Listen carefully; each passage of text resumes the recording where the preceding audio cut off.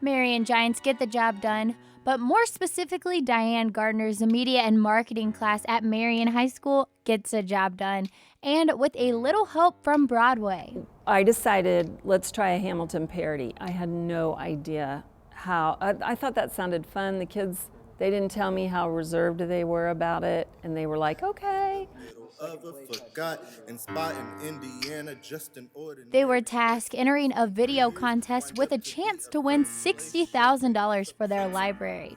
A man with unyielding principles. So I started writing, and I just hacked away at it, and a couple of kids helped me here. I went through line by line of the real Alexander Hamilton and counted syllables and then tried to match it, and it was crazy. I almost gave up. My gosh, I would walk into class some days and have questions for Miss Gardner, and she's just sitting in her office typing all day long, and I'm like, what are you doing? And she said, I'm spelling out and I'm putting down every syllable for every line of the first song in Hamilton. And I'm like, what? For what? And it's a cultural phenomenon too, so I wanted to do something that would capitalize. Like if I did Hamilton next year, maybe it wouldn't be so popular. And the world's gonna know our name.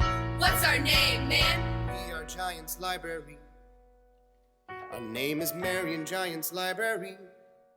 Because Hamilton is about telling stories. The end of the show, there's a song, who lives, who dies, who tells your story? And I thought we can tell our story about the library, about how we had to move a lot of books out.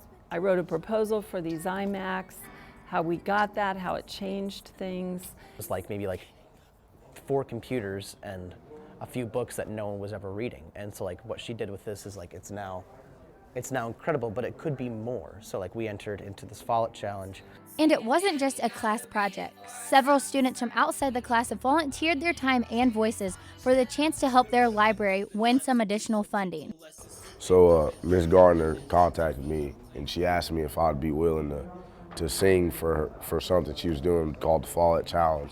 And then I asked a bunch of people what the Follett Challenge was, and I found out that it was to help the library win about $60,000, and I was like, yeah, I'll do that. QR codes and QR codes led to Google Slides. New ideas coming from left and right to get them inside. Students saying, man, we gotta read it for ourselves. The video was completed and posted online with hundreds of others where viewers could vote for their favorites. And when the polls closed on January 27th, Marion's video had the most views by more than 500, securing them a spot in the top 10.